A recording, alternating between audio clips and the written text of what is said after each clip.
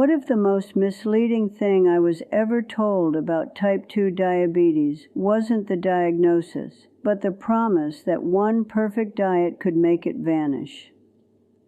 I am 105 years old now, and people often assume longevity comes with secret formulas. When they hear I once lived with type 2 diabetes, they usually ask the same question: what did you eat? They expect a single answer, a best diet that reverses the disease once and for all. I once believed that promise myself. It felt orderly, it felt hopeful, and it was wrong in important ways. Before anything else, I need to be precise. A dietary approach for type 2 diabetes has clear functional boundaries. It is not a diagnostic tool. It is not a cure. It is not designed to permanently erase disease susceptibility. It does not override genetic risk, pancreatic aging, or progressive beta cell decline. And it does not guarantee lifelong remission once the supporting conditions change. Diet influences glucose regulation by modifying metabolic inputs, not by eliminating the underlying mechanisms that predispose someone to diabetes. When these boundaries are not stated explicitly, diet is often credited with capabilities it does not biologically possess. What diet can do, and what it did for me, is support remission under defined conditions. My blood sugar returned to normal ranges when those conditions were carefully maintained. When they were not, the vulnerability resurfaced. In medical terms, reversal implies eradication of disease mechanism, a standard type 2 diabetes does not meet. There is no single best diet that applies universally. Outcomes depend on genetics, disease duration, remaining beta cell function, medications, age, and metabolic flexibility. Science compares dietary strategies within contexts. It does not crown permanent winners. If you are listening, I am not offering certainty. I am offering accuracy, the kind that holds up when everything else is stripped away. After I let go of the idea that one perfect diet could solve everything, something unexpected happened. My results improved, not because I had found a better rulebook, but because I stopped asking diet to do a job it was never designed to do. When I was first diagnosed, I treated food like medicine. I believed that if I chose correctly and followed strictly, diet itself would fix the disease. That belief is common and understandable, but it rests on a misunderstanding of how type 2 diabetes actually functions. The condition is not caused by eating the wrong foods in isolation, and it is not undone by eating the right ones forever. It is the result of long-term metabolic stress interacting with genetics, aging, and declining beta cell capacity. Once I understood that, I began paying attention to contexts instead of labels. I tried lower carbohydrate eating during periods when my glucose was volatile. It helped, clearly and measurably, because it reduced the immediate demand for insulin.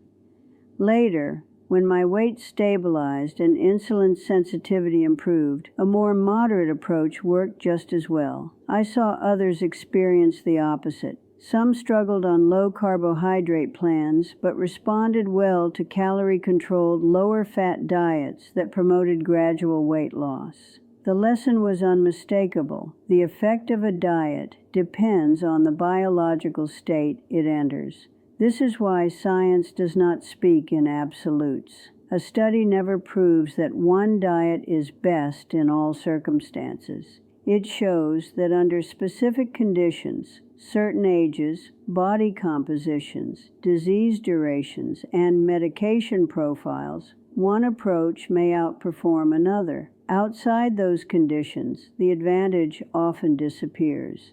Another misconception I had to abandon was the idea that remission meant safety. When my blood glucose normalized, I felt relief, and then temptation.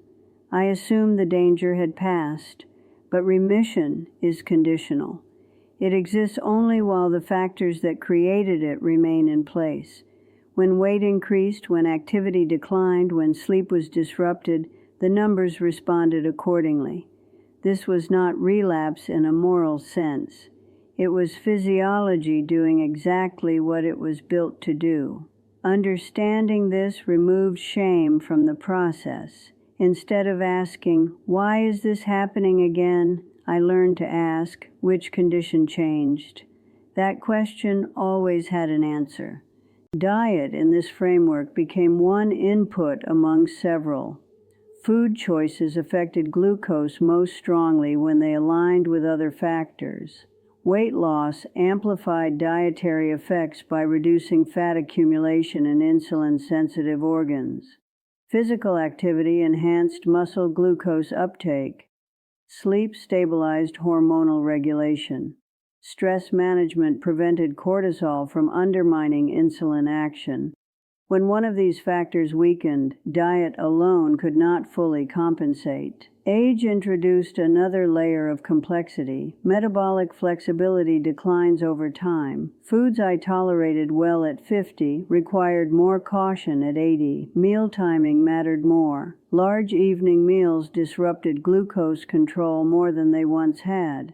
Portion sizes needed adjustment, not because of discipline, but because digestion and insulin signaling slowed. Accepting this prevented me from clinging to habits that no longer served me. I also learned that rigid dietary identities were a liability. People who defined themselves by a single approach often resisted change even when their bodies demanded it. The most stable outcomes came from flexibility guided by feedback, not ideology. Blood glucose readings, physical energy, sleep quality, and recovery told me more than any label ever could. Medication, when used, followed the same principle. It did not negate the value of diet, nor did diet eliminate the need for careful medical coordination. Timing mattered. Dosage mattered. Adjustments required supervision and patience. Treating medication as either a failure or a cure distorted its role. It was another tool, effective within defined limits. Over time, I stopped searching for permanence. I stopped expecting stability without maintenance. What replaced those expectations was something quieter but more reliable: responsiveness. I adjusted when conditions changed. I simplified when complexity added no benefit. I avoided promises that sounded complete but ignored biology. The people I watched struggle the most were not those who chose the wrong diet, but those who believed a diet should work regardless of circumstances. That belief creates disappointment, and disappointment leads many to abandon strategies that could have worked if framed honestly. If there is wisdom in my age, it is this: type 2 diabetes does not reward certainty, it rewards attentiveness. Diet matters, but only when it is placed where it belongs, inside a system that is constantly changing. Once I accepted that, remission became something I could sustain, not perfectly, not permanently, but realistically. By the time I reached my later decades, I no longer measured success by how long my blood sugar stayed normal, but by how quickly I noticed when conditions began to shift. That awareness, more than any food rule, was what allowed me to maintain remission over long periods without falling into the illusion of permanence. The first principle I learned was that the body does not store decisions, it stores consequences. I could commit to a dietary approach with perfect sincerity, but my physiology only responded to inputs it could process. When people say a diet stopped working, what they usually mean is that the biological context changed. Aging, stress, illness, inactivity, or medication adjustments quietly alter the terrain. If the strategy does not evolve, the outcome will. Weight management illustrates this better than almost anything else. Early in my journey, modest weight loss produced dramatic improvements in glucose regulation.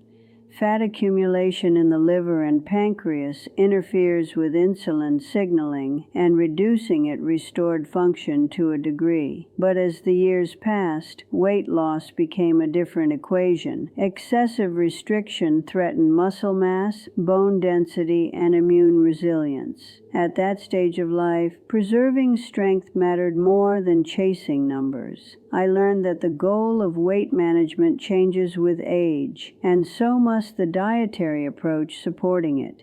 Physical activity followed a similar arc. In my middle years, I believed exercise needed intensity to matter.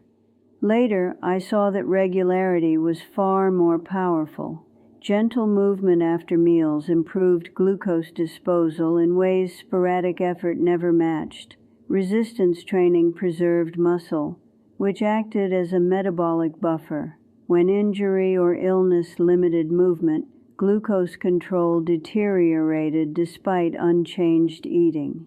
That was not dietary failure. It was a predictable shift in glucose demand and utilization. Sleep became a central pillar I had underestimated for decades.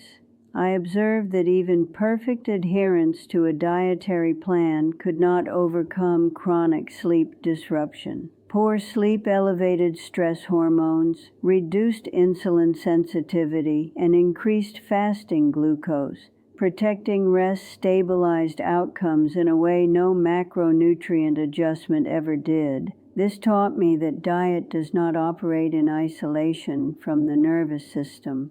Stress revealed itself as a silent metabolic driver. Emotional strain raised my glucose even when meals were unchanged. Cortisol and adrenaline interfered with insulin action efficiently and without warning. Managing stress became a physiological necessity rather than a lifestyle preference. Predictable routines, reduced stimulation, and deliberate quiet were not luxuries. They were part of metabolic maintenance. Meal timing gained importance as I aged. Late eating affected my glucose more than it once had.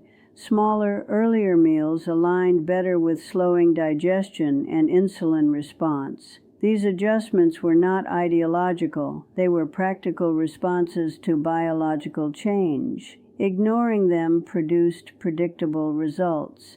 Medication, when involved, required coordination rather than opposition. I learned that diet does not replace medical oversight, nor does medication negate the value of dietary structure. Timing, dosage, and gradual adjustment mattered. Abrupt changes created instability. Careful alignment allowed each tool to support the other. Perhaps the most important shift was abandoning the idea that remission should feel secure. It never did, and never should have. Remission is conditional by definition. It exists only while the conditions that support it remain in place. Expecting otherwise leads people to misinterpret physiological feedback as failure rather than information. I also learned to distrust narratives that frame diabetes management as a battle to be won. That mindset encourages overconfidence and rigid thinking. What sustained me was not victory, but vigilance, quiet, consistent, and adaptive. If there is a framework that replaced the search for the best diet, it is this: observe, adjust, repeat. When something stopped working, I did not defend it. I changed it. When conditions stabilized, I simplified. I avoided extremes that promised certainty at the expense of adaptability. Diet remained essential, but it worked because it was placed within a living system. Once I understood that, maintaining remission stopped feeling fragile and started feeling manageable, not permanent, not guaranteed, but honest, responsive, and aligned with reality. At 105 years old, I no longer believe in perfect solutions. What I believe in is accuracy, because accuracy is what holds when time strips everything else away. If there is one mistake I see repeated over and over, it is asking diet to promise what biology never can. There is no single best diet for type 2 diabetes. There never was. What works depends on genetics, how long the disease has been present, how much pancreatic function remains, age, medications, and the body's current metabolic flexibility. Science does not crown winners, it evaluates context. The moment a diet is framed as universally superior, it has already drifted beyond evidence. I also no longer use the word reverse without precision. In medical terms, reversal implies eradication of the disease mechanism. A standard type 2 diabetes does not meet. What many of us achieve is remission, normal or near normal blood glucose that persists only while specific conditions are maintained. When those conditions change, the vulnerability remains. This is not failure. It is the expected behavior of a living system.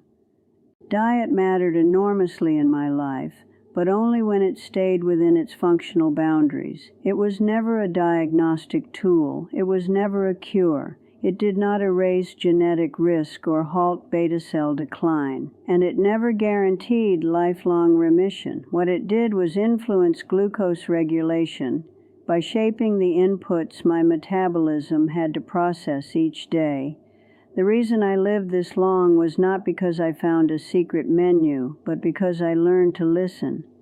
I paid attention to sleep, movement, stress, timing, and age-related change. I adjusted without defending old habits. I treated food as one lever among many, not the entire machine.